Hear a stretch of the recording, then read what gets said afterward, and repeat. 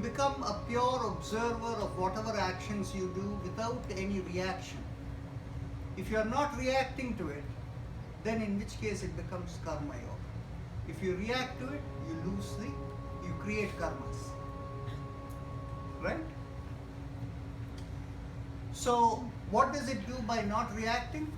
It leads to purification of whatever karmas you have. They expend, they go away, no new karmas are created. That process is called tapas. And why is it you're able to be a pure observer? To be a pure observer of whatever you do requires certain deeper conviction and understanding that I am only an instrument. And it also requires that you are letting go of whatever happens as part of cosmic flow and God, right? So what is real Kriya Yoga or Karma Yoga?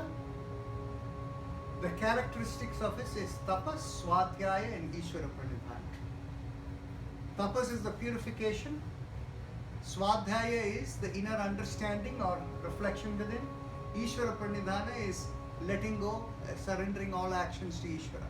You know the concept that comes from Bhagavad Gita, surrendering all actions to God, right? That is what is Karma Yoga. And what is the purpose of this Karma Yoga act? Samadhi bhavanartha kleshatanu karana arthascha. Samadhi bhavanartha means with the intention of samadhi. You want to attain samadhi with the intention of attaining samadhi. What you understand is, tanu means the body. Klesha tanu karana. Karana means instrument. So the body, you see the body as only a programmed instrument.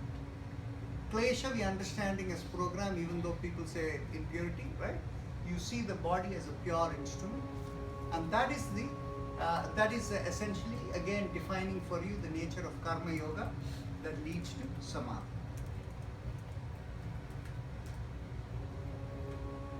Now he is going to go on to the 5 kleshas or the 5 sources of programs within you. And we have already been through this in the introductory overview, right? Avidya, asmita, raga, dvesha, abhiniveshaha, kleshaha. The kleshas are avidya, asmita, raga, dvesha and abhinivesha. Avidya is lack of awareness of what cosmos, existence, who am I and all of those. Asmita is the I sense of the observer, experiencer. Raga is attachments or likes. Dvesha is aversions. Abhinivesha is me as the doer. And now he goes on to explain a little bit more. Avidya Kshetra. Avidya Kshetra means the zone or of activity of avidya or the lack of knowledge of who you are. Uttaresha means it's on the top, above, Uttaresha. Prasupta tanu vichinna udarana. Prasupta is dormant, tanu means weak, vichinna means broken up, udaranam means or discrete, udaranam is activated. So what is happening is, the real understanding of this is, the avidya, if the avidya is not there, the rest of the kleshas have no place to stand. It is only because of the avidya, the raga dvesha and the abhinivesha, all of these are working, right? So what happens is, it is sitting on the top, and all of these kleshas are working depending on the way in which the avidya level is, in a dormant level, in a weakened level, or in an activated level, or in a discretely broken level. It's all happening as it comes, right? And you can imagine for yourself that at every moment in time, while you're working and flowing through, when an extraordinarily good event or an extraordinarily bad event happens, good and bad defined by our worldly perception of it, right? That's when you think of the karmas as fruition, right? At other time, life goes on, because even though it is the working of the karma that's happening, you're not necessarily associated, right?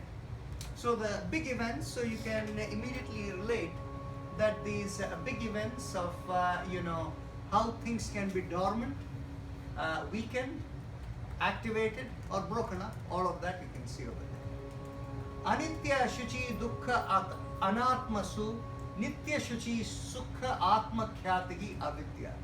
Now he is explaining what is avidya. The avidya, or incorrect perspective or lack of awareness of what everything is about, is thinking of what is anitya or impermanent as nitya or permanent. So, thinking of the body, we are all going to die, and behaving as if you are going to live forever, right? And some of you may know the case where there is the yaksha who owns a pond where all these Pandavas go to the Mahabharata and they all drink the water which is poison, and they all fall down dead.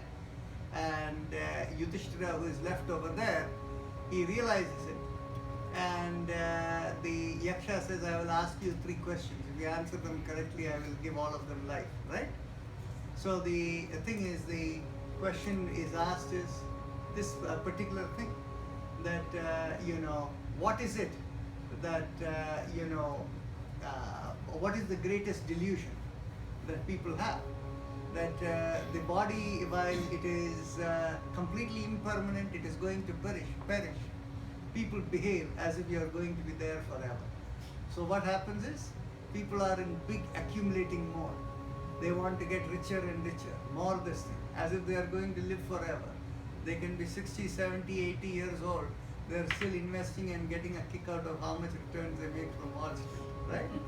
So when they are in that state, then what happens is, think of it, how deluded they would be. And what happens is, the attachment, where they are thinking, this is my child, I'm going to leave this for them, or whatever, and all of these kind of things, right? And not realizing everybody is a soul on their own, who have come independently. While something might biologically have come, the real entity is the biological is threadbare. The cosmic connection is the reality, right? So, thinking of the impermanent as the permanent, thinking of ashuchi. Ashuchi is what is not pure. Ashuchi as pure. Thinking of what is dukkha or miserable as something that is sukha, or something that brings you happiness. And thinking of what is anatmasu, that is not core to the situation, but thinking that as the core. Such understanding is avidya. See how it puts it. Drigdarshana shaktyoho ekatmata eva asmita. So he is now describing what is asmita, or I, as the experiencer.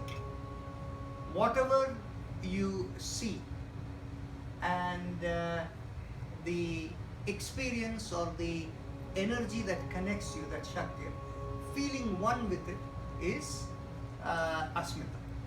So feeling one with whatever you observe is the nature of asmita.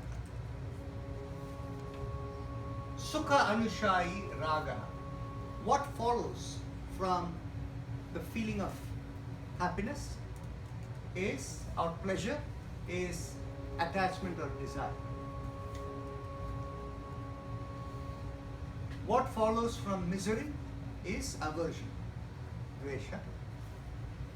And then abhinivesha, that he is going to, the last one which he is going to tell you. Swarasavahi vidusha api tatha arudha abhinivesha. Swarasavahi means me as the carrier. Vahi means one who carries. Swarasa is my own doing. One who carries himself as me the doer, self-made man, right? Or self-made person. So one who thinks they are a self-made person. And this can even be the case for people who is a learned scholar, vidusha. Okay? People who are, they think they are self-made. Api. and they write this feeling that I am self-made, that is I am the doer, right? That attitude is what is the concept of abhinivesha, or me as the doer. I'll make a little note over here. A lot of people make the mistake of thinking abhinivesha means fear of death or clinging to death. And this has been largely a product of hundreds of people who have written on the Yoga Sutra, copying from one another. Some silly idiot at some point in time wrote this, and everybody else has been copying it without understanding the Sanskrit behind it. Right? This statement tells you what is Vidusha. Swarasavahi Vidusha apitatha aruda abhinivesha. Is there anything of fear of death over there? Nothing whatsoever. Clinging on to life. This thing, okay? Or fear of death, as people write. Ridiculous. Okay? This is what has happened, unfortunately, to the Yoga Sutras. So now you can see now, he's going to now go on to tell you about the flow of gunas. How these sanskaras or these kleshas, how this is going to result in the flow of gunas and how karmas happen by your reaction. So now he's telling you now, all these 5 kleshas or these 5 program elements that he has mentioned, te pratiprasava heyaha sukshmaha. Sukshmaha means in a subtle way. Pratiprasava means to draw in. Prasava means to give birth. Pratiprasava is to take it in, draw in. Heyaha means to oppose. So subtle opposition counters these kleshas. How do they do it? Dhyana heyaha tatvurtayaha. So once you go into dhyana, then that can oppose the vrittis that are caused by these kleshas. So what is he telling you here? Very clearly he is telling you the cause of the activation of the chitta is the underlying kleshas or the program sitting within. Right? Next is klesha moola karma ashayo drashta adrishta janma vedaniya. So what is the cause of the experiences of different births that happen? Drishta is seen, adrishta is unseen, janma is birth, vedaniya is experience. So the experiences of seen and unseen births, what is the cause of it? Klesha moola karma ashayo. That means the moola or the root is the first program that was given to you when the creation took place, and then after that the karmas that are created. This is the basis on which life, the experiences of one life and the other, all of that come. Sati mule tadvipako jati ayu bhogaha. Sati mule means sati, from the roots of destruction or end of the lifetime, sati mule, tad vipako, from that fruitioning, jati ayu bhogaha. Jati means what? The circumstances of your birth. Too often we think in terms of jati to mean race or species and things like that. Okay? Caste. Huh? Caste. Caste you can think of, it's none of that. No, but we generally think jati means. But yeah, people think of it that way. But the real meaning of jati is what your circumstances of your birth. That makes you. Okay? So the jati and ayu. Ayu is your longevity.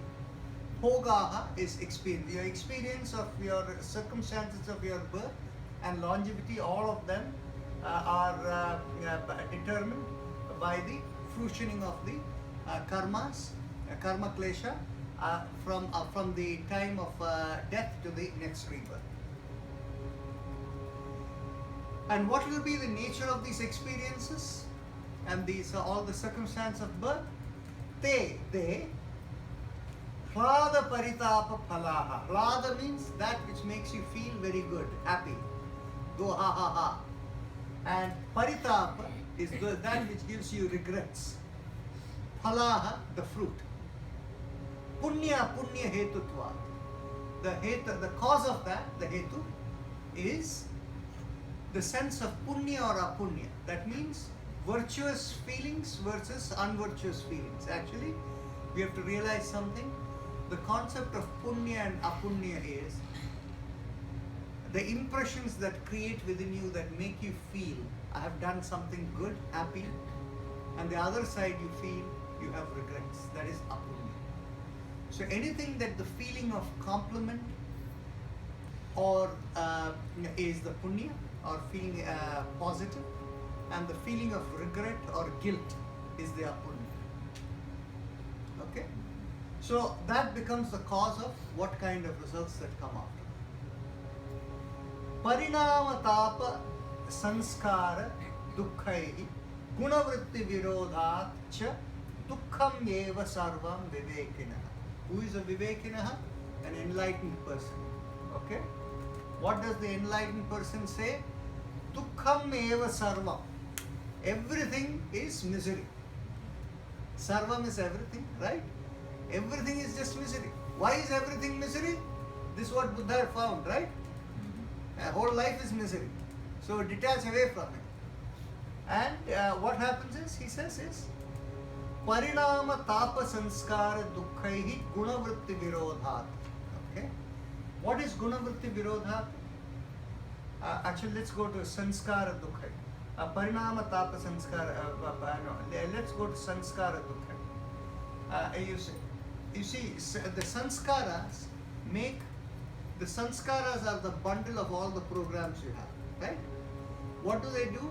Once your life flows through you, life energy flows through you, they create vibrations that make various things happen, right? Those vibrations are the gunas. And once the vibration happens, the vibrations result in activation of various kinds, the chitta vrittis.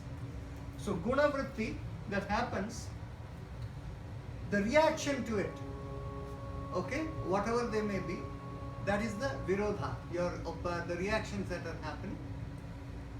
That results in parinama tapa sanskara. It gives you the result of it is you put yourself again into the cycle of the karmas.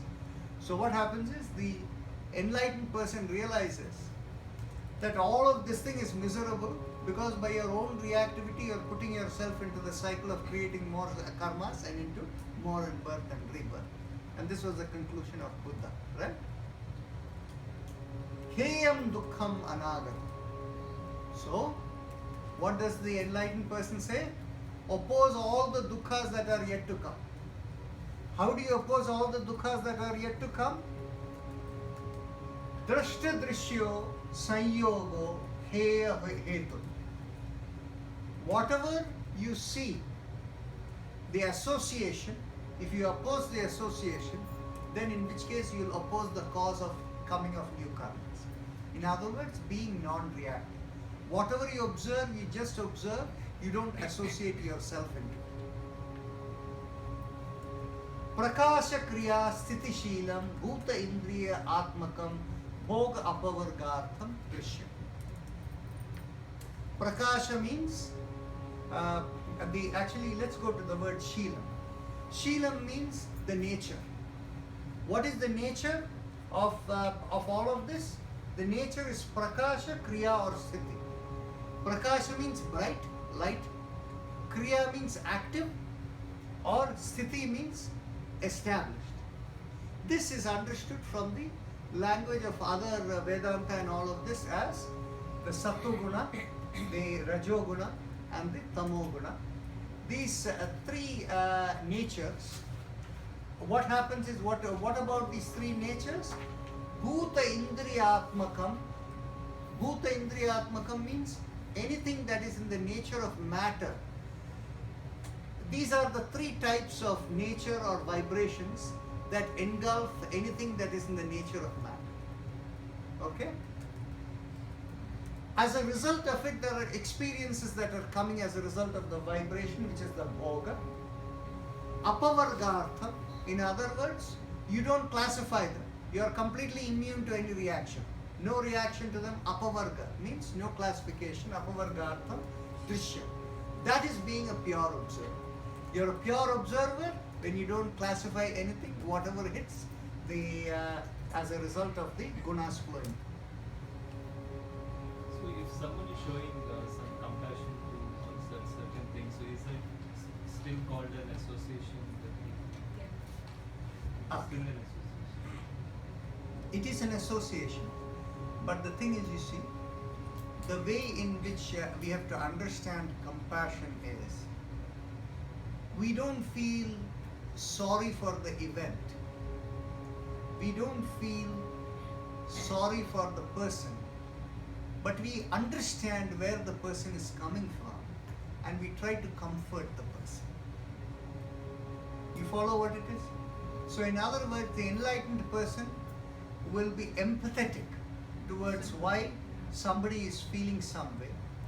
That empathy is, sometimes they call it as compassion, but it is not like emotional involvement. That means if we can help somebody, you help at that. That is how it So is. difference between But sympathy and just not, but you can't just, you should not feel sorry, but you can help them. It's even higher, right? It's different. It is different. Yes. It is, it's not a question, you see something where somebody is in trouble or whatever. The key part is when your inner awareness is open. If you have a duty to engage over there, you engage it as your duty. If it is not your duty to engage, you don't deal with it. The part is basically anybody whom you meet, while you may not necessarily be helpful or anything like that, the one thing is, whatever you observe, you don't emotionally get affected by it. If you're emotionally affected by it, you will create karmas for yourself. Being and being objective, being there but yet being objective or not affected by it. In your Use particular the- case, it is very specifically as follows. Whatever you observe, the less you react to it by talking. Because of your nature, you cannot be non-reactive. You may feel within you hurt or happy, right? Whether you feel hurt or happy, don't say it in your mouth. The more you say it in your mouth, you aggravate it. And if you just say what happens is you feel hurt and you say, you have a sense of compassion towards it and you say, oh, this is the way things are mentally, and you let go, but you don't ponder on it. Similarly, the same way, something feels good, you don't go ha and tell everyone. You say, okay, that's a grace of God. So if you start working that way and quieten the amount of expression you give to it, automatically you become less reactive, and over a period of time you can be a pure observer. So much for the question of anything that you don't emotionally react is fine. The word compassion is a different kind of a word, but it does not mean you can empathize without being emotional. Right?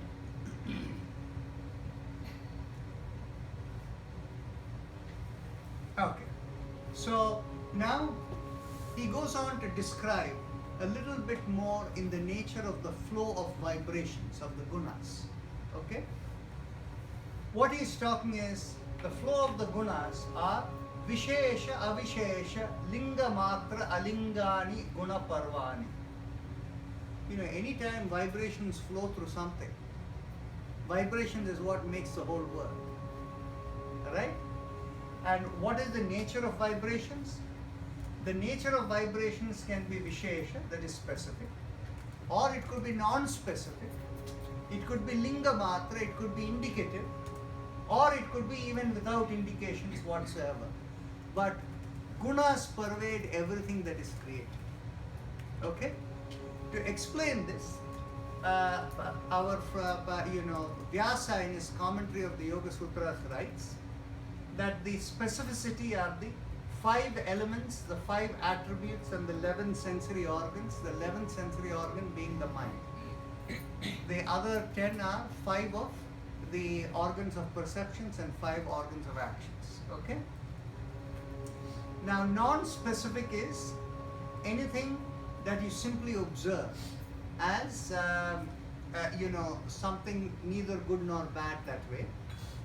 Nominal is that you see it as something like, dislike, that kind. And without characteristic is a realization to the observer that nothing matters. So, but what happens is, for each event we will all react slightly differently. Okay. Now what happens is, think of it. We all walk on this carpet over here.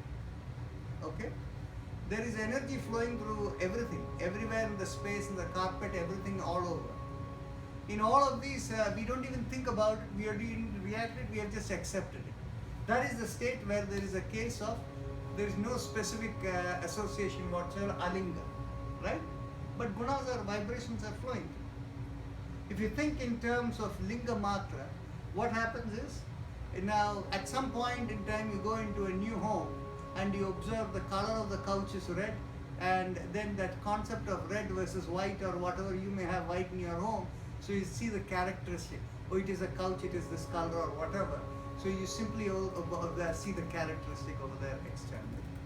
And then you see what happens is the specificity and the non-specificity and all of that come when you get into more different kinds of actions and all of that, right?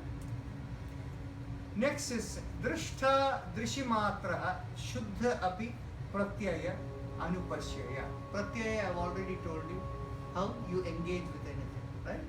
So you can call it belief, conviction, all of that. And anything, any engagement where you're only a pure observer, what is the nature of that? Drashta drishimatra shuddha. In other words, that you are only the one who sees is only the seer. There is nothing more to it. You don't analyze it as good or bad or anything. Tadartha eva drishyasya atma. The essence of seeing, the inner meaning of sight is that alone. Describing to you the true nature of an observer, right? However, what are normal people like? Normal people are krithartham prati nashtam api anashtam tad anya sadharanatva. Normal people, with everything they associate it, they look upon it as good or bad, or what you put in as profitable, unprofitable. That is, whatever you do is nashtam, is loss, anashtam is not loss. So you are looking at it from the aspect of what is useful for me and what is not, right? Swaswami Shaktyoho Swarupa Upalabdhi Hetu Sanyoga. This reason for that association is because they have the sense as me as the doer. Swaswami Shaktyoho Swarupa Upalabdhi Hetu Sanyoga. What I do, that is the reward I reap, right? And this is what, from a worldly perspective, this is what everybody is being taught. You get your, you put your input and you get your output, right? Tasya hetuhu avidya. The reason for that thinking is lack of the clear understanding of what is the nature of existence. Yes. By the way, that is the underlying element of it. This description over here is nothing but abhinivesha, put in a different way. And the thing is, you see, there are some of you who might have actually, you in particular, have asked me this question. You know, these people are so bad, yet they get all these good things. Have you ever asked me that? Eh? I know a lot of people who ask this question. Yes. And so here it is, that answer. You know what it is the flow of karma delivers whatever, okay? And the thing is, you see, it is our avidya or lack of understanding of the cosmic flow. The thinking that I am the doer and I am the reaper you have to get this out of the window. What has happened in the past is not, visible to you. Right?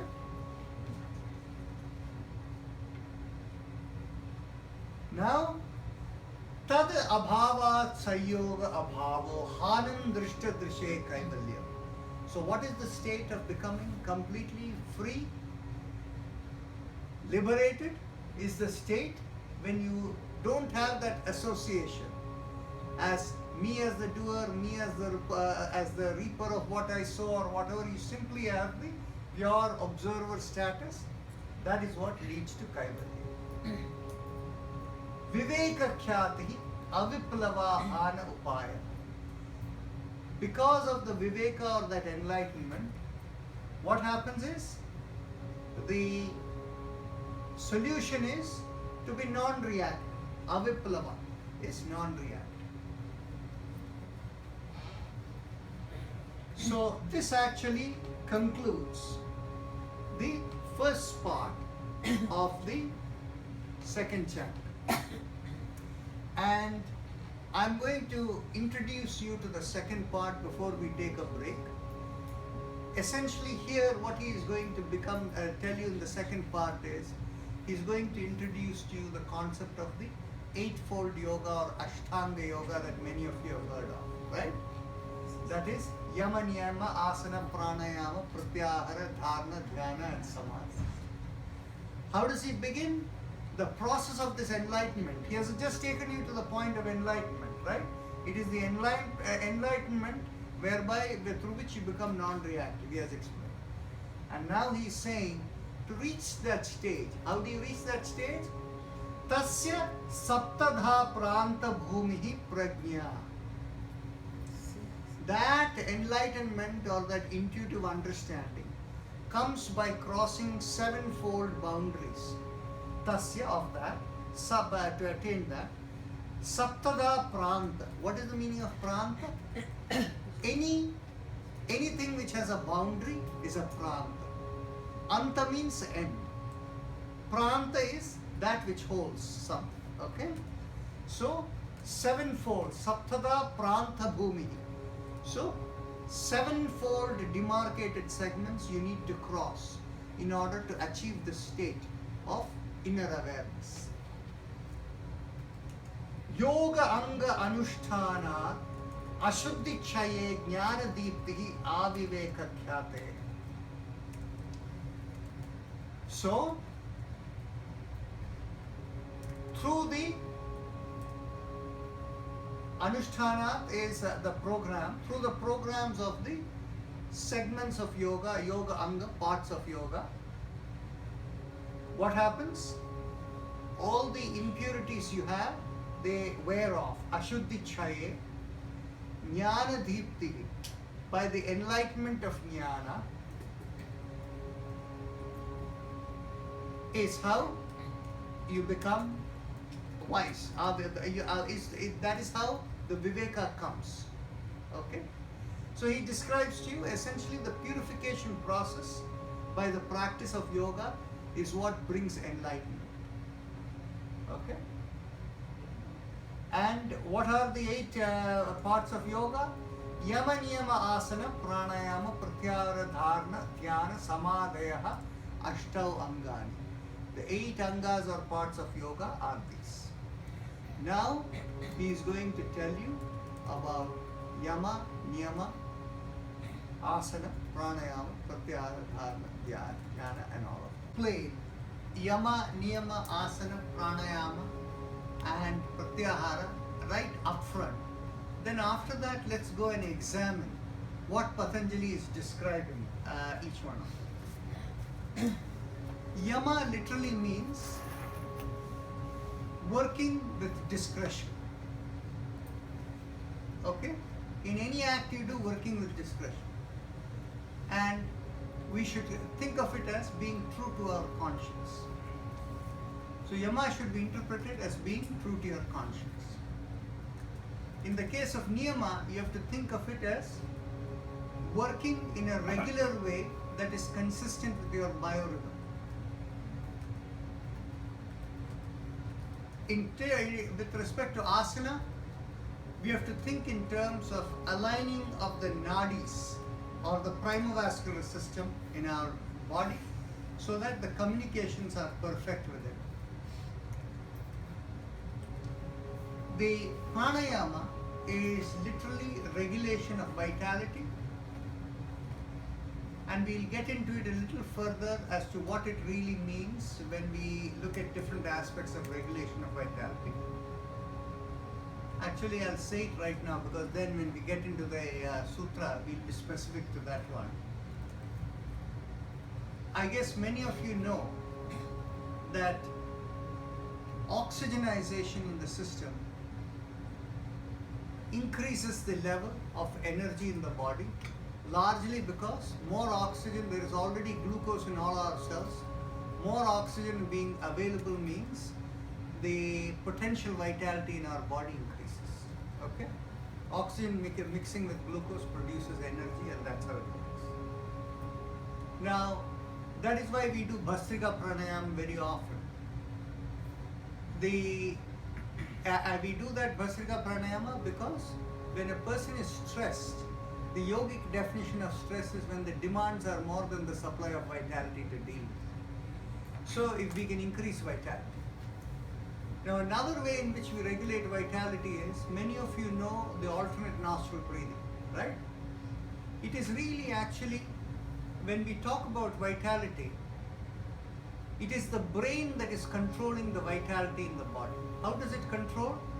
The brain is literally telling each part of the body how much of oxygen it can draw from the blood supply.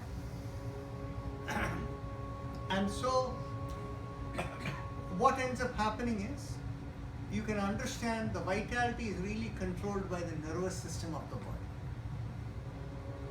Now, when we do alternate nostril breathing, each nostril, the right nostril breathing controls the left brain, the left nostril breathing the right brain.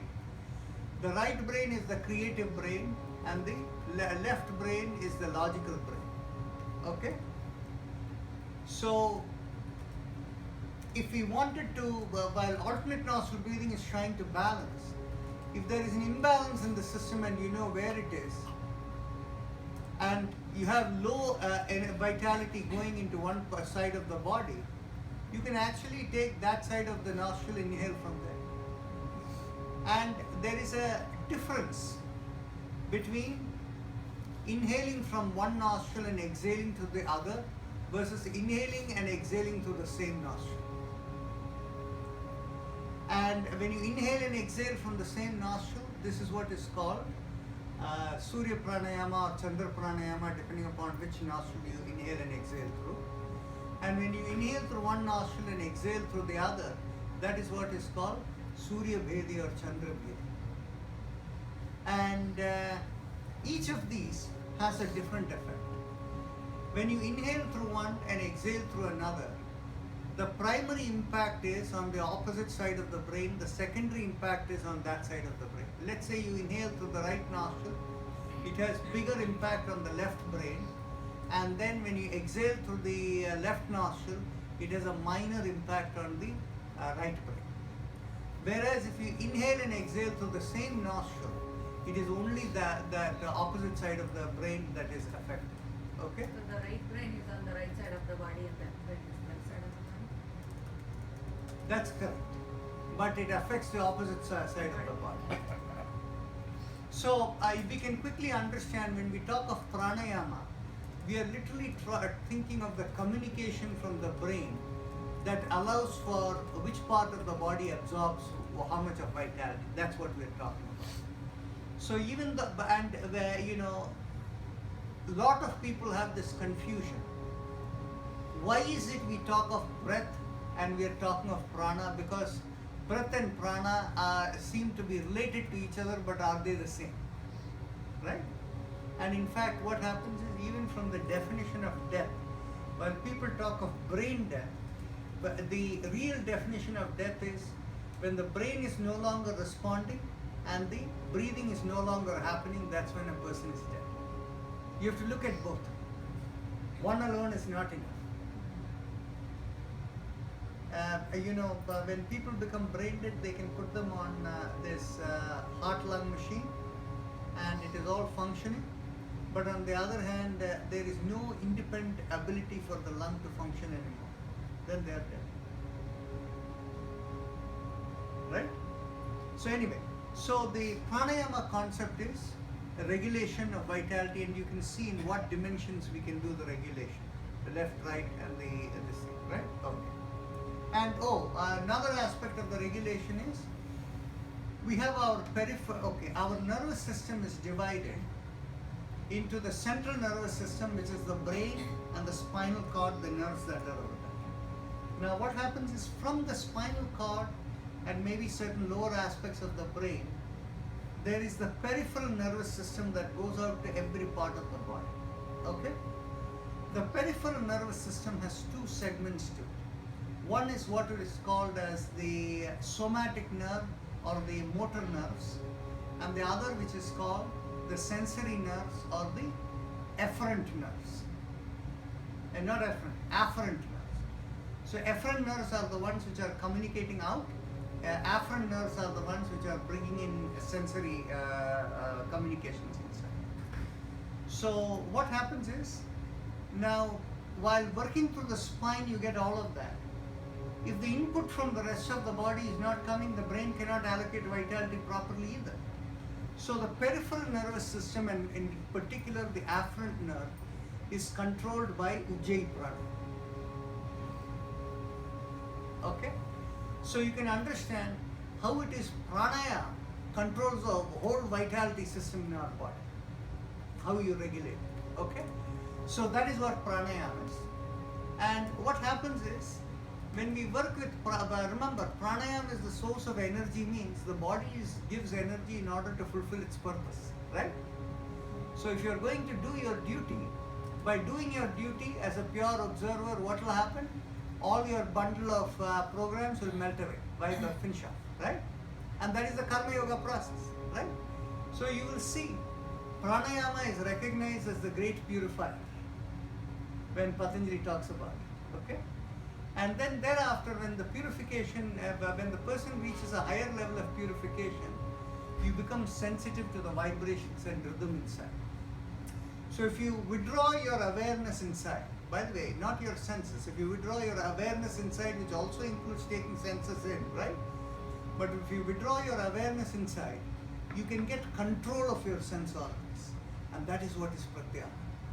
So it is not just withdrawal of senses, it is withdrawal of the awareness within to get full control of your senses is pratyahara. Okay? So that really is where the chapter ends. But now let's look at how Patanjali defines each one of these, and it will give you some insights on this.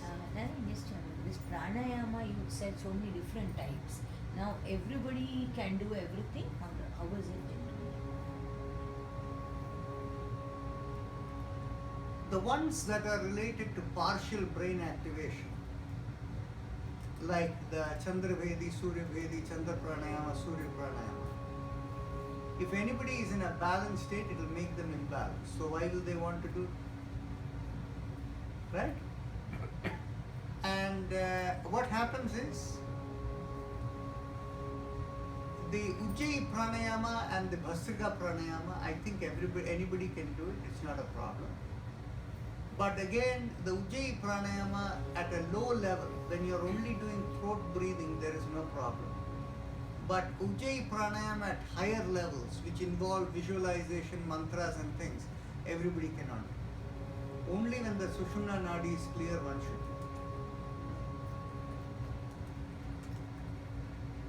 do. Okay. So now let's look at Yama. Patanjali defines Yama as Ahimsa Satya Asteya Brahmacharya Aparigraha Yamaha. I'm going to continue a little further, the next sutra also. Yete Jati Desha Kala Samaya Anavichhinnaha Sarvabhauma Mahavrata. So Patanjali is saying, Ahimsa means what? you call it as non-violence, but we'll have to talk a little more about it. Satya means truth. Asteya means not stealing. Brahmacharya means curiosity to know. Curiosity to know, exactly, curiosity to learn. Aparigraha is not accumulating. Right?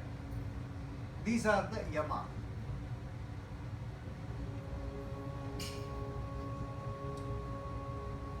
So now, let's reflect on this word, and then the next thing he says is, these are required observances universally. Sarvabhauma Mahavratam. In other words, he says, Jati Desha Kala Samaya Anavichinna, unbroken by the circumstances of your birth, the country or place of your birth, the time of your birth, I mean the epoch of your birth and the time of your birth, irrespective of all of that, yama has to be always observed. Okay? So the yama, now let's understand over here why I say this is being true to your conscience. If you're not true to your conscience on anything, then in which case you cannot be a person who is at peace with yourself. If you're not at peace with yourself, you're a conflicted individual. Yoga has not even come near you. Right? So the thing is basically, this is the key element of yama. But let's look at the what he has written over there. Ahimsa, Satya, Asteya, Brahmacharya, Aparigraha. See, we have to understand. He written 5,100 years ago, he's talking relative to that civilization at that time. Okay? So what happens is, what is the meaning of ahimsa? The meaning of ahimsa is not hurting wantonly, purposelessly not hurting.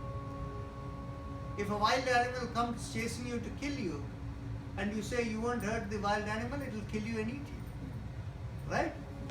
So the thing is basically, by the same token, like Arjuna was in the battlefield, when he was killing his own cousins and kith and kin, was he doing ahimsa? And was he doing himsa? Because he was doing his duty. So the concept of yama is relative to dharma. You cannot understand ahimsa, that the yama cannot be taken outside the bounds of dharma. So, if a person is non-vegetarian and if they buy it from supermarket, is that I didn't hear you. If the person is non-vegetarian, Yeah. they want to eat meat, they buy it from supermarket where the meat has come from slaughterhouses instead of killing one animal. Is that a wanton encouragement of wanton killing? I have to take this logic a little further over here. If a person is a non-vegetarian, and let's take the case of animal, okay, like a lion or this thing, they only eat non-vegetarian food, right? And if a person is a non-vegetarian, is the person creating himsa as opposed to being ahimsa, right? We have to be again very careful. It is not wantonly being hurting, okay? So if they are hurting for the food, we have to also understand, when we go to a plant and we pluck leaves out of it or branches out of it, the plant is also being hurt, okay? So the thing is basically, the concept of ahimsa lies on purposeless or wanton violence, okay, with no good cause, okay? Now, for instance, in Kashmir, in the recent year, because of a lot of infiltration and things like that, there has been a lot of flaring up over there, okay? So when these terrorists come, infiltrate and hide somewhere, what happens is, a lot of the young boys in their teenage years and all of these people, once they see the army coming to deal with the terrorists who are hiding somewhere, they try to go and shield the terrorists. Huh? And in the process, some of them do get hurt and they stow thrones at the army. Okay. Now, when people get into that kind of a situation, and if the army goes and hits them and any of these die, there is no problem, because these people really, when they stow thrones like that at the army, they are really creating a himsa over there, right? So what happens is each person being true to their this thing needs to figure out what is it that is true to their conscience. They may feel true to their conscience this thing, and the army feels they are being true to the conscience, they kill them, that's fine. So himsa and ahimsa is relative to how true you feel to your conscience. People who are non-vegetarian, they kill and for a purpose of food. It's not wantonly killing, so that's fine. So again, the concept of satya is a very flexible thing. Now, of course, there are certain people for whom satya doesn't mean very much. We see a lot of stuff in media these days. So, but on the other hand, the concept of satya is being true to your conscience. Many people believe if you keep saying the same thing and again, even if it is untruthful, then over a period of time, having flooded the media, it will be perceived as the truth. And some people play that game, and it is commonly played these days. So, but that is not the same thing as satya. Satya is you believe that is true, and so you get it where you do. So that's what is satya. But you believe something wrongly, and somebody asks you where is this person, and you think that person is somewhere, and you tell the person, but the person is not really there. Have you lied to the person? No, you didn't lie. You gave the best information that was available, right? So that is not asatya. That is the satya that you perceive, right? So satya is again internal to you. The concept of asteya, not stealing, is again personal to you. The American Red Indians did not have the concept of ownership of land. It was all community ownership, not individual ownership, right? And so what happens is, from their perspective, you can go and pick whatever you want from somewhere. And by the same token, people who have the sense of ownership of land, they will feel if you took something from someplace, you're stealing or whatever, right? And it's entirely in the side of the person who is involved, whether it is categorized as stealing or not. Think of the case where here is a compound and there is a nice fruit-laden tree, right?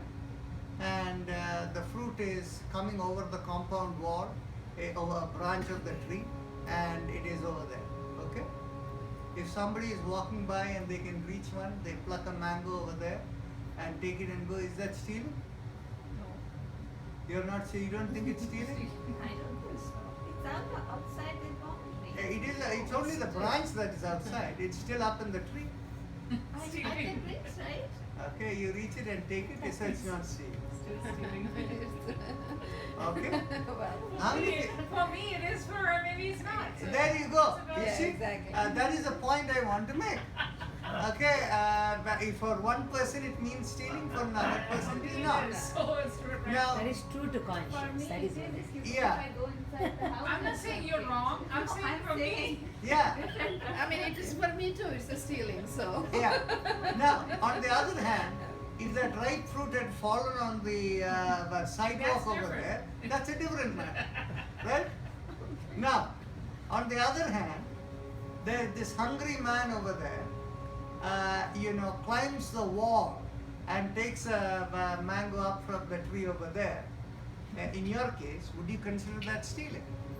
No, it's not. Okay? So you see, it's a matter of perspective. Yeah, it's different. And the key thing is being true to your conscience. And so one person's view of stealing may not be another person's view of stealing. But this is the reason we have to think of this entire yama as being true to your conscience. Let's look at the brahmachari. Brahmachari, for this group, I don't need to elaborate that we have had a millennium of disinformation on telling brahmacharya means celibacy and does nothing to do with celibacy. Okay? Even Vyasa, in his Vyasa Bhashya, is very clear in saying that it is elevation of the 11th, sensory organ, which he defines as the mind. So where the mind rises means explore, thinking. right? That is what is brahmacharya. Vyasa very clearly says in his Vyasa Bhasha. So you can imagine centuries of disinformation that has come from what I call whatever, these people who have gone on to do these things. Then the curiosity to learn brahmacharya is a curiosity to understand what is this, what is going on around you. Brahma me charna, that is, Brahma is all of creator, moving around to understand what is happening. This thing is what makes a person think what I should do, what I should not do, giving that discrimination, right? Now you look at aparigraha. Aparigraha is again a deeper level of reflection.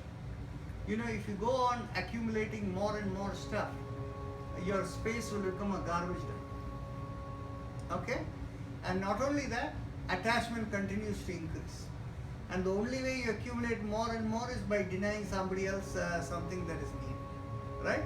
Or by accumulating the garbage in your place instead of it going to the dump. So, but anyway, this acquisitive, accumulative tendency, covetous tendency. Actually, aparigraha is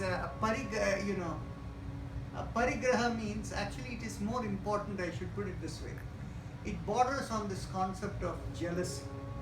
Others have something, you want what belongs to others. Parigraha really means that. What belongs to others you want. So envious and jealousy. Envious and jealousy, that is the concept of this thing. Is the greed doesn't fall in there? Greed. Yeah, that Greed falls and- in that this thing too. Is hoarding too? Hoarding would be what? What? Hoarding? But see, hoarding is a different matter, but here basically being desirous, But this is materialistic. it is materialist, yes. So aparigrahi is not being materialist, okay?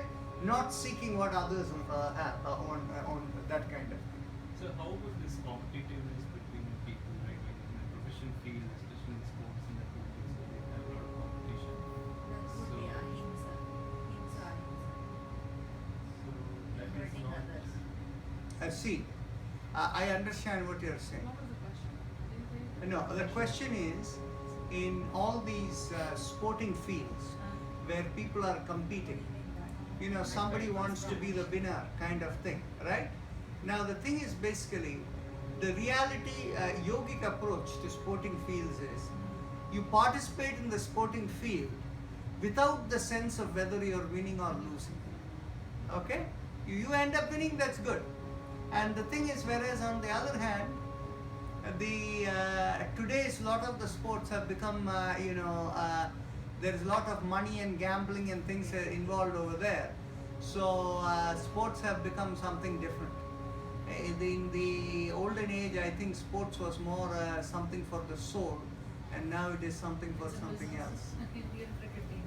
Anyway. And Fame and money. huh? Fame and money.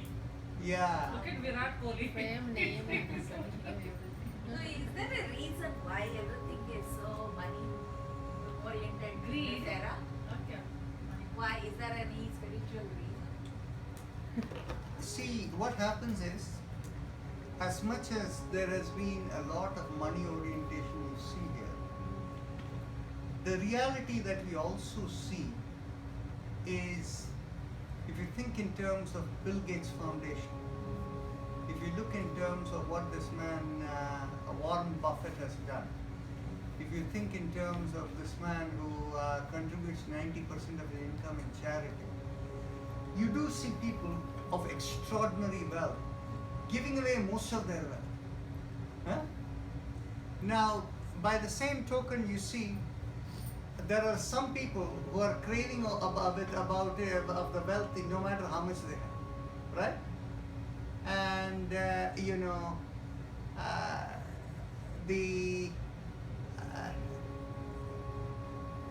it is in this day and age, information is more easily available. But if you look at the Mahabharata era, all of the war and all of that was about money and kingdom, right? Materialistic. So they all have their purpose, I guess. They all have their place, right? Yeah. Everyone. And so for us, it is not very clear whether one age is more money hungry than another It age. is written in Bhagavatam. Because- Actually, it is written in Bhagavatam already how this Kali Yuga will be. All this. That's I what understand. I read that in Kali Yuga, It's Dharma predicted. is It's on already one leg. predicted everything. Dharma is on one leg and Dwapara it was on two, Buddha it was on I four. understand. But the thing is, you see, I'm not clear we are in a Kali Yuga. Okay? Really? Is it still to come? Kali is still to come or? No, no, It's no, over. no. I think it's gone past. Achha, it's past you are saying, but the people are saying, some are saying still to come. Whereas you see, I am because thinking what that we are happens in- is, see, Rekha, the level of spiritual awareness I see among children these days is far higher than I saw children 50 years back. Okay? And so in that sense, we are upgrading this thing. You see, Kaliyugam is over. when we talk in terms of these yugas and things like that, there is a difference of opinion among many people. The one opinion that has been given is there is a view that these Chatur Yugas go in cycles, and so people think that after a Satya Yuga comes after a Kali Yuga Kali comes a Yuga. Satya Yuga, right? Dwapara. But If yes, it is a cycle, actually, then it is yeah. again a beginning. Yeah. Actually, That's what so. happens is, the one view is that essentially, when you come to the Kali Yuga, after that there is another Kali Yuga, and then comes the Dwapara Yuga, and then the Treta Yuga, and then the Satya Yuga. Okay, so it goes in that this thing. There is one view, and so wherever we are. I don't think we are in Kali Yuga. We are coming out of. We have come out of the Kali Yuga a while back, I think. Going forward. Sadhguru's view on this is we finished the Kali Yuga long back, and we are just 70 years left in Dwapara Yuga, and by end of this century we will go to Treta Yuga. That's what Sadhguru's idea about this. But I will concur with this. My sense is about the same. I had not given in terms of precise timing or whatever. Now let's look at the role of niyama. Niyama is, as I mentioned to you, being in sync with your biorhythm. So in other words, any practice that is done repetitively within the same regularity of the biorhythm will result in neuroplasticity. Right? What does it say? Shaucha santosha tapas swadhyaya ishvara pranidhanani niyama. Now, let's proceed and look at a few more of the sutras over here. Actually, first thing I want to notice here is, look at the 5 elements put in for niyama. 3 of them do you recognize? Tapas, swadhyaya, ishvara pranidhanani. What are they? Kriya Yoga. Kriya Yoga, the Karma Yoga element is sitting over there. Okay? What is added to it? Shaucha and Santosh. You be clean and you be content. So, so think for a moment over here. The Karma Yoga is all about the movement of vibrations, energy within you. Shaucha Santosha just adds on over there, and everything here is about the movement of energy or the biorhythm within you. If you work with your biorhythm and you're consistent to it, and effectively you keep regularity in your routine, yoga automatically comes. Now, why will you break your routine? You will break your routine because you don't have you develop a sense of doership as opposed to letting things go on its own. Of course, the part is, I'll give you an example. When you're in accomplishing mode, you have to get a lot of things done. So what people do, they will take a very early morning flight somewhere, finish the job over there and come back late in the evening, right? And when you do it in a way where everything falls within the rhythm, you will take a comfortable daytime flight over there, stay the night over, next day attend the meeting, stay the night over and come back the next day. See the difference. The thing is basically how you can work everything within biorhythm, and why when you feel you have to do something, you violate biorhythm.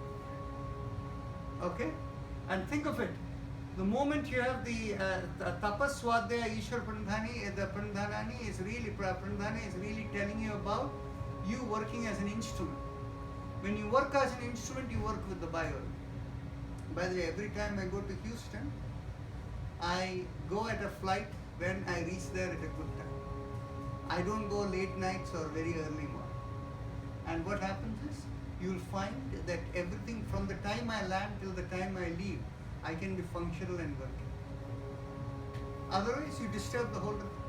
Right? Yeah, it is possible, Narayan, for people who are freelancing and you can do on your own. If you're working under somebody, working, with times, it is not possible, isn't it? You have to follow that.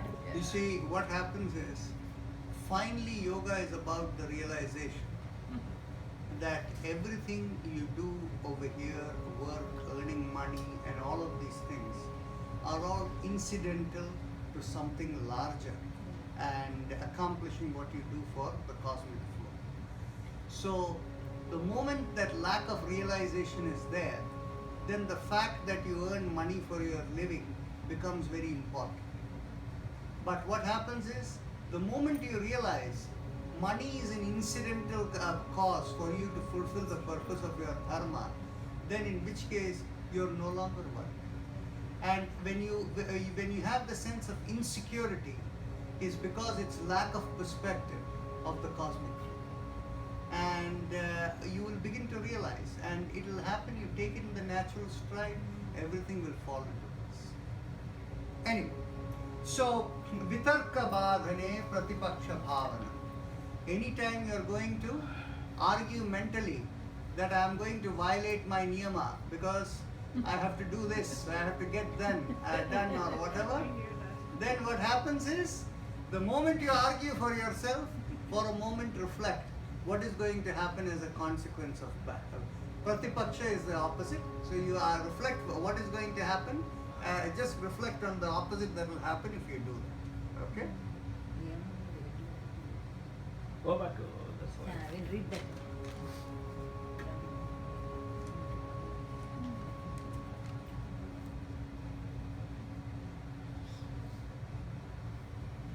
By the way, yama is the one that helps you to do that. Because you see, anytime you want to break the niyama element, your inner conscience, your this thing will help you bring you on track. That's why yama is the most important. Yama and niyama both are important. But over time, if you have stopped listening to your consciousness, it will take time for it to That's why the people make mistakes. Speak up. So this pratipaksha bhavanam, or this opposite thinking, what is the consequence of violating niyama? How do you do that is described in the next sutra.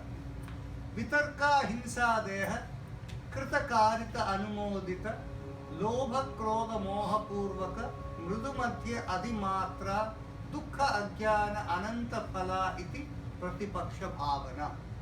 What is pratipaksha bhavanam, or opposite thinking? That with all the logic, if you are going to tell yourself, I am going to do this as a self-sanctioned thing because of your motivated greed and whatever avarice, or whatever all of these things, motivations you have, greed, anger, infatuation, all of these, then whether it is irrespective of the level of intensity, what it will do is, it will finally come back as karmas to you, which will cause you misery. And with that karma coming as misery, as the fruit that you can understand is coming, you immediately don't fall into that trap. So the pratipaksha bhavanam, or opposing thought, is you will fall into the trap of this. So don't do it. So this is the pratipaksha bhavanam. Now he's going to give you a little bit more about, there are 10 sutras coming of yama and niyama. Ahimsa pratisthayam tatsannidhau vairatyaga. Once you're established in ahimsa, that is pratisthayam, ahimsa pratisthayam, tatsannidhau, being near it, Vairatyaga, enmity goes away. So if anybody knows you are a person who will never hurt, people will have no fear coming to you. And actually what is very interesting is, you will see some people, if they are coming, all the animals and things will run away from them.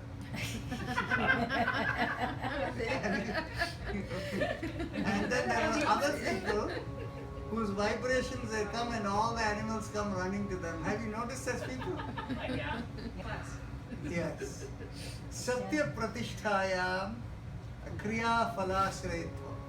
When you are established in Satya, what happens is, please understand, the concept of truth also means it does not mean verbally you didn't say a lie.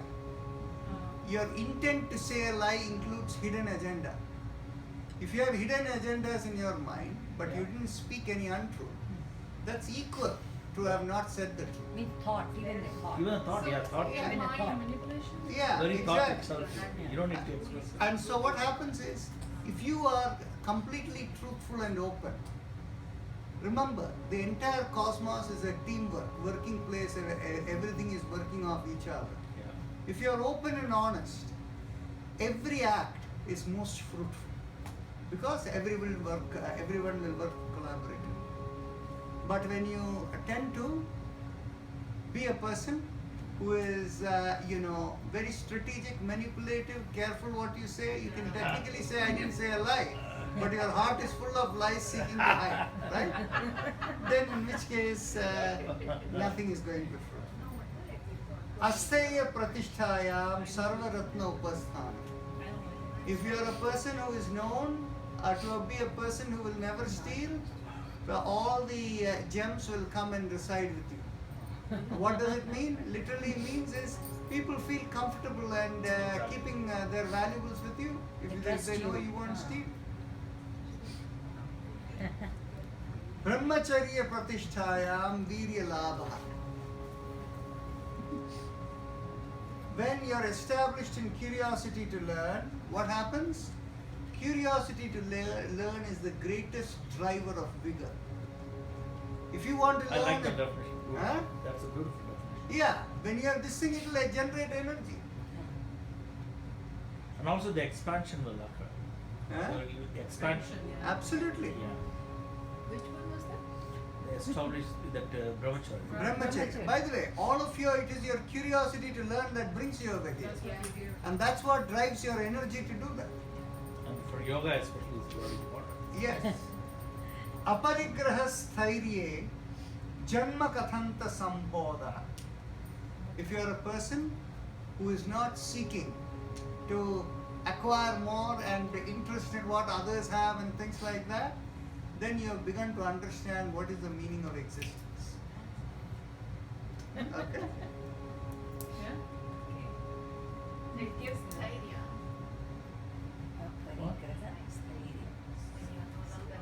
See? Shaucha, now it's getting into 5 sutras related Confidence. to Flame, You're talking about the area of confidence. niyama. cleanliness. Shauchat swanga jugupsa parai asansarga. Okay? Cleanliness or shaucha is your own body parts and others people you don't want to associate. It means not want to come in contact. You should think of it this way. What happens? Now you know that when people go into temples or places or whatever, if you touch your feet or you touch your footwear or whatever, then you go and wash your hands, right? And you wash your feet before going in, right? If the feet are this thing. And similarly, what happens is you will see that priests and people they want to stay aloof, not touching people. Guess what? What all of this about? This is all about vibrations that carry. Pure vibrations and vibrations that pollute. All of this is affects everything, right?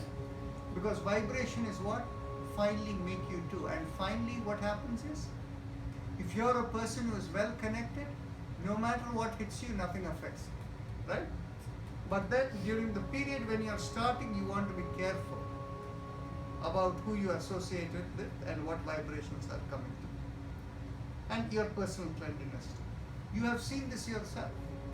If you are personally clean, your regularity habits, all of them stay on track. And if you don't, if you are personally not clean, then everything goes off track. Sattva Shuddhi Saumanasya Ekagra Indriya Jaya Atma Darshana Yogyatwani Cha.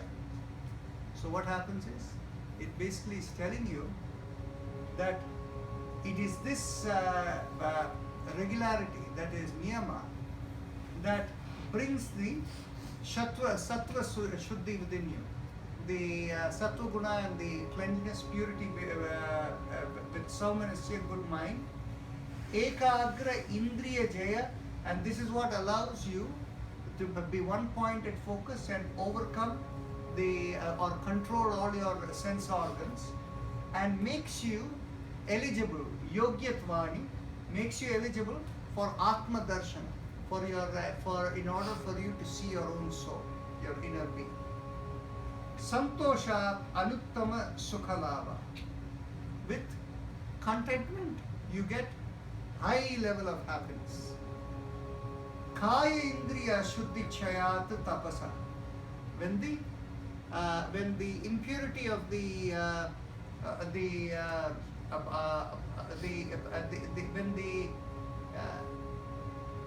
once the impurity within you breaks down, then what happens is, it gives you enormous control of the body. Actually, I'm going to share with you something. You see, one of the breaking down of the karma, the practice we do is the bija mantras. Those of you we have done together.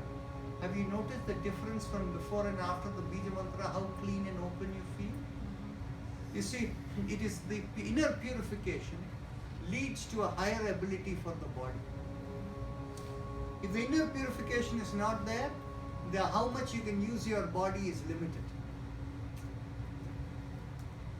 Because the nadi opens out. By the way, remember, our body has enough calories in it, where in one blast, if you could get so much of oxygen going in, you can produce enough energy to lift up a truck and throw it up 30 feet into the air.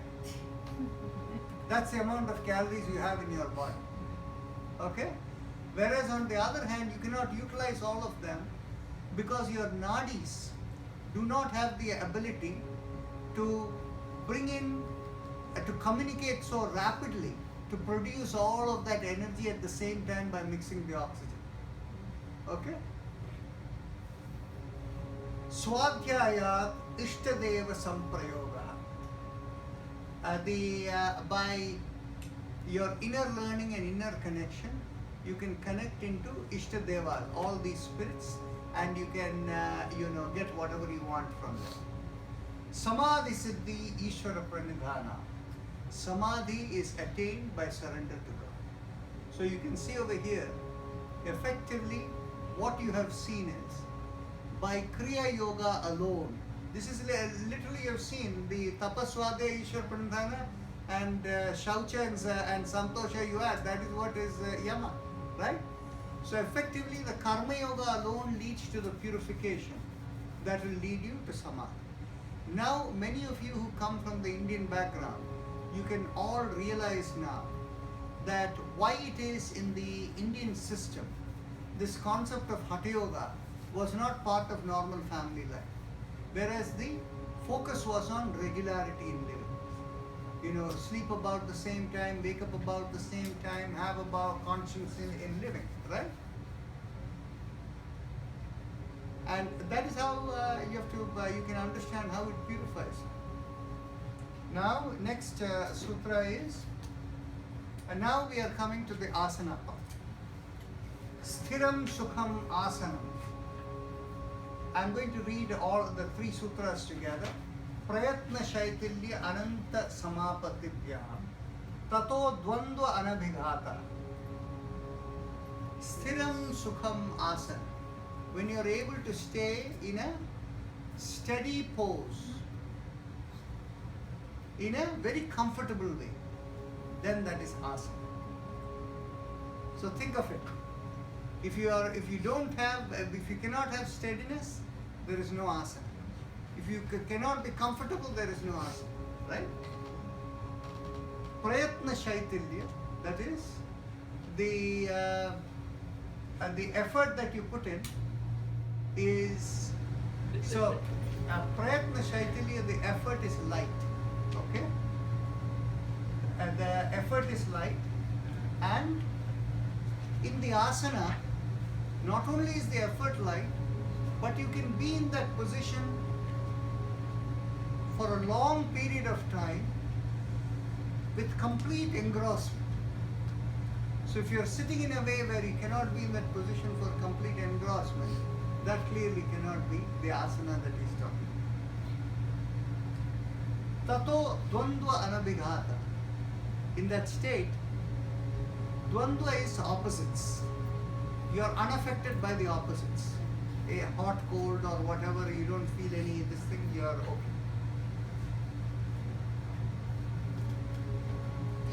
Tasmin sati shwasa prashvasayo gati vichedha pranayama. Having attained asana, that is what is tasmin sati. Shwasa prashvasayo, that means inhalation and exhalation. Gati vichedha, that is separated speed or discretely separated speed, is pranayama. So this it clearly tells you it's all about breathing. Okay. Bahya abhyantara stambha vrittihi desha kala sankhyavi paridrishto dirgha sukshma. Bahya is exhalation or keeping the air out. Abhyantara, keeping it inside. Stambha is not moving it. The vritti is activation. Is you do it desha kala sankhyavi according to the place and time and the number of counts. Paridishto, that is you observe it. Dirgha sukshma, that is long and subtle. In any breathing pranayama exercise, if anybody does it too rapidly, you will find yourself pranayama's effect is lost. And that is why even when you do Ujjayi pranayama, we tell people to slowly and deeply. Any breathing practice is slowly and deeply.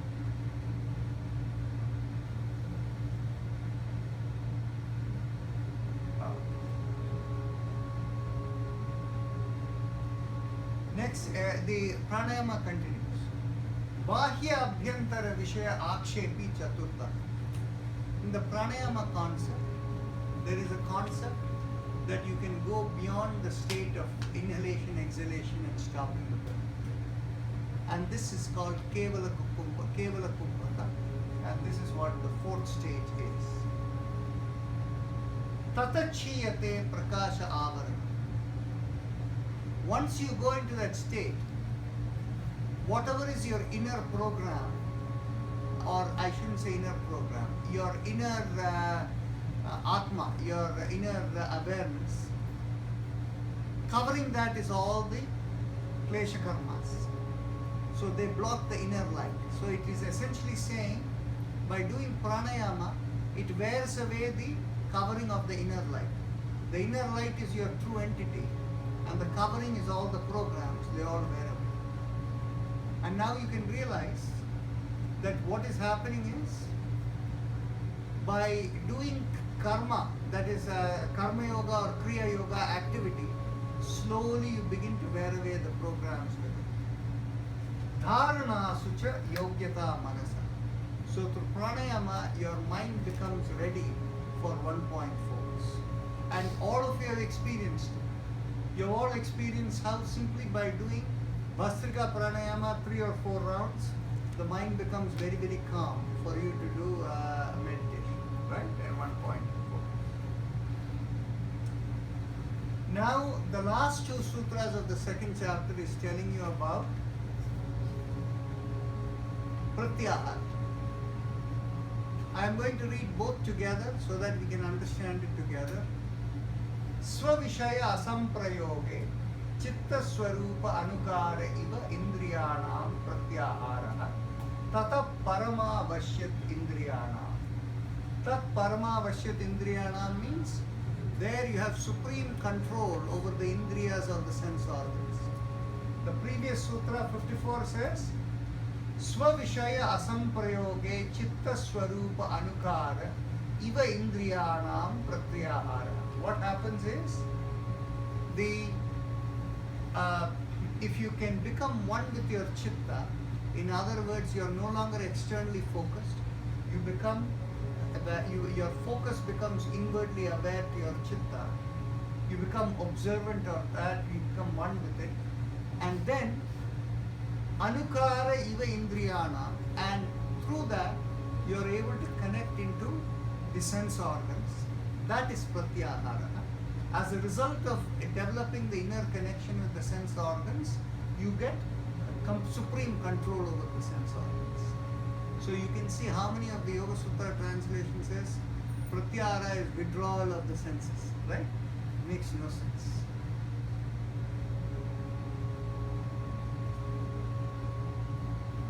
Now with that we have completed chapter 2.